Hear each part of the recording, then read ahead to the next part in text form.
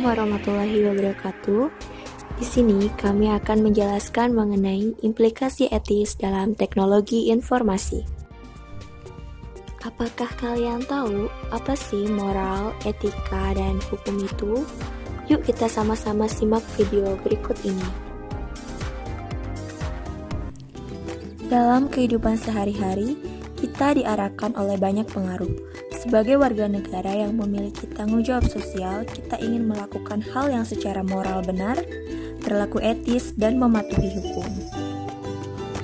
Moral adalah tradisi, kepercayaan mengenai perilaku yang benar dan yang salah. Moral adalah institusi sosial dengan sejarah dan seperangkat aturan. Adapun etika, etika adalah sekumpulan kepercayaan, standar, atau teladan yang mengarahkan, yang merasuk ke dalam seseorang atau masyarakat.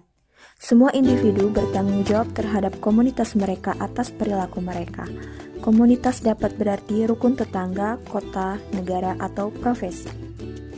Dan yang terakhir itu hukum. Hukum adalah peraturan perilaku formal yang ditetapkan oleh otoritas yang berwenang, seperti pemerintah terhadap subjek atau warga negaranya.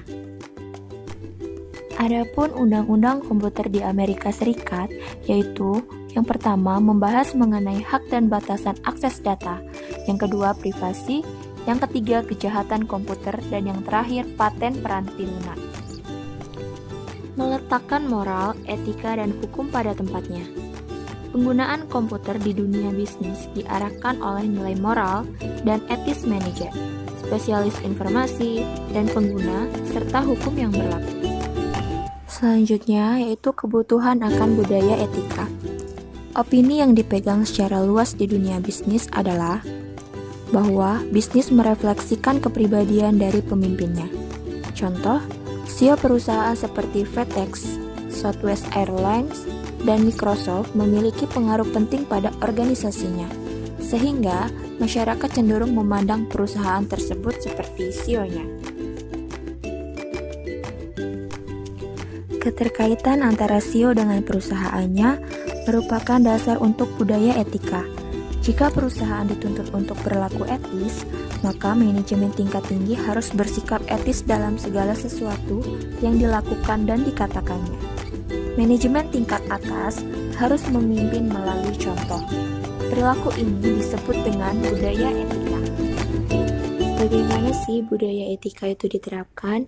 Tugas dari manajemen tingkat atas adalah untuk meyakinkan bahwa konsep etikanya merasuk ke seluruh organisasi dan turun ke jajaran bawah sehingga menyentuh setiap karyawan. Para eksekutif dapat mencapai implementasi ini melalui 3 tingkatan, yaitu dalam bentuk kredo perusahaan, program etika, dan kode etik perusahaan. Nah, berikut ini penjelasannya. Menetapkan kredo perusahaan itu adalah pernyataan singkat mengenai nilai-nilai yang ingin dijunjung perusahaan. Tujuan kredo adalah memberitahu individu dan organisasi akan nilai-nilai etis yang dianut perusahaan tersebut. Selanjutnya yaitu menetapkan program etika. Itu adalah upaya berbagai aktivitas yang didesain untuk memberikan petunjuk kepada karyawan untuk menjalankan kredo perusahaan. Aktivitas yang biasa dilakukan itu adalah sesi orientasi yang diadakan untuk para karyawan baru. Dan yang terakhir itu adalah menetapkan kode etik perusahaan. Banyak sekali perusahaan merancang sendiri kode etik perusahaan mereka. Terkadang, kode-kode etik ini merupakan adaptasi dari kode untuk industri atau profesi tertentu. Selanjutnya, saya akan menjelaskan alasan pentingnya etika dalam sistem informasi. Alasan apa saja yang harus kita ketahui pada etika dalam sistem informasi? Ada 3 alasan utama di balik minat masyarakat yang akan etika dalam sistem informasi, yaitu kelenturan secara logis, faktor transformasi, dan faktor ketidaktampakan. Baiklah, saya akan menjelaskan satu persatu. Yang pertama, kelenturan secara logis, yaitu komputer akan bekerja seperti yang diilustrasikan oleh programmernya. Atau kemampuan memprogram komputer untuk melakukan yang kita inginkan. Contohnya, kekeliruan dalam kegiatan bisnis. Selanjutnya, faktor transformasi, yaitu didasarkan pada fakta bahwa komputer dapat mengubah cara kita mengerjakan sesuatu yang drastis. Contohnya yaitu fungsi pembelian, rapat, interview, dan email. Selanjutnya, faktor ketidaktampakan, yaitu menakutkan masyarakat karena operasinya tersembunyi, dan masyarakat juga memandang komputer sebagai kotak hitam.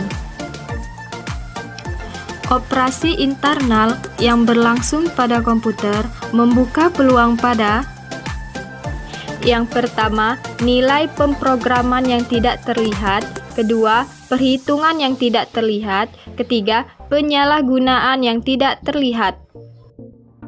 Selanjutnya, saya akan menjelaskan nilai pemrograman yang tidak terlihat,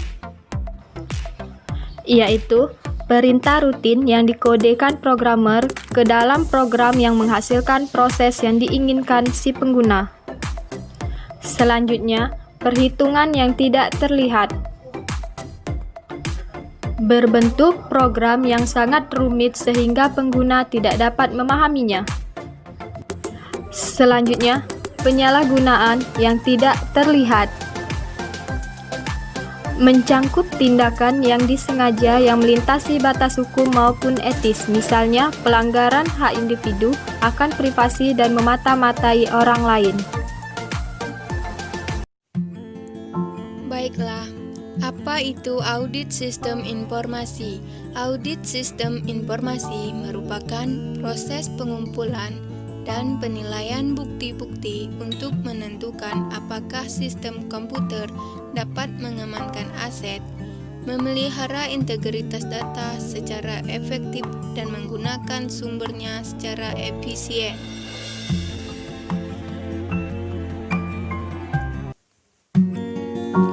Apakah peran dari auditor internal? Auditor internal memiliki peran yang sangat penting, yakni melaksanakan analisis untuk memverifikasi keakuratan catatan akuntansi. Dan auditor internal ini memiliki tanggung jawab yang lebih luas dibanding auditor eksternal. Sedangkan auditor eksternal memiliki peran untuk memverifikasi keakuratan catatan akuntansi saja. Agar auditor dapat menjaga objektivitas, mereka harus menyatakan bahwa mereka tidak menginginkan tanggung jawab operasional sistem yang mereka miliki belakang.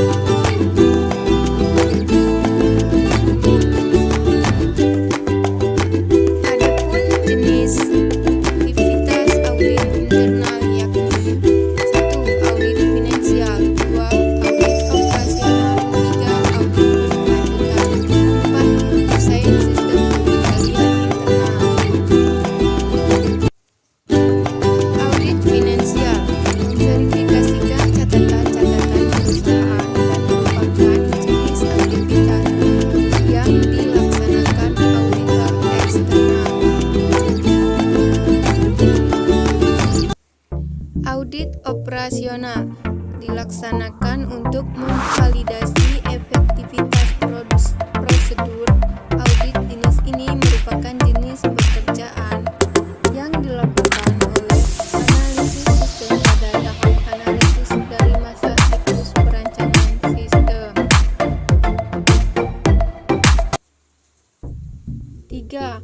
Audit berkelanjutan. Audit ini sama dengan audit operasional, tetapi audit berkelanjutan berlangsung secara terus-menerus. Desain sistem pengendalian. Dalam audit operasional dan beriringan, audit internal mempelajari sistem yang sudah ada. Namun, auditor tidak harus menunggu hingga sistem diimplementasikan untuk mempengaruhi sistem tersebut.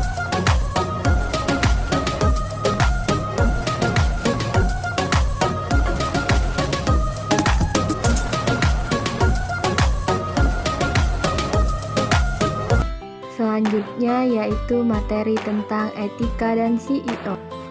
Etika adalah suatu kepercayaan standar atau pemikiran yang mengisi suatu individu, kelompok, atau masyarakat. Etika sangat berbeda dari satu masyarakat ke masyarakat lain. Perbedaan ini di bidang komputer dalam bentuk perangkat lunak bajakan, perangkat lunak yang digandakan secara ilegal lalu digantikan atau dijual. CEO atau Direktur Informasi dapat memainkan peran yang amat penting dalam praktik etika komputer suatu perusahaan. Perilaku CEO dipengaruhi oleh faktor hierarki. Yang pertama yaitu hukum, kode etik profesi, tekanan pribadi, budaya etika perusahaan, dan tekanan sosial. Persepsi etika CEO. Scott G. Vitale dan Donald L. Davis mengumpulkan data dari 61 profesional sistem informasi manajemen.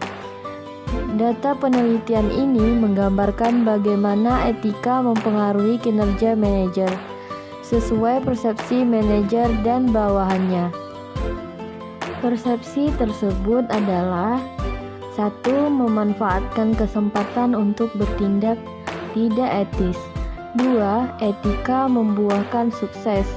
Ketiga, perusahaan dan manajer memiliki tanggung jawab sosial. Seorang CEO adalah orang di perusahaan yang merupakan pilihan yang logis untuk menerapkan program etika komputer ini. Oleh karena itu, seorang CEO harus menyadari dampak penggunaan komputer terhadap masyarakat dan merumuskan kebijakan yang menjaga agar teknologi tersebut digunakan di seluruh perusahaan secara etis. CEO juga dapat memenuhi ekspektasi pelaporan keuangan dengan cara mengikuti program yang mencakup hal-hal berikut. Yang pertama, mencapai tingkat pemahaman yang lebih baik akan pemahaman prinsip-prinsip akuntansi. Kedua, mempelajari sistem informasi yang menyelesaikan laporan keuangan dan mengambil tindakan perbaikan. Ketiga, mendidik eksekutif perusahaan mengenai sistem-sistem keuangan. Keempat, mengintegrasikan ke dalam sistem informasi alarm yang memperingatkan eksekutif terhadap aktivitas yang membutuhkan perhatian. Yang kelima, secara aktif berpartisipasi dalam memberikan informasi keuangan kepada elemen lingkungan. Yang keenam, mengendalikan dengan ketat keuangan yang dihabiskan untuk daya sumber informasi.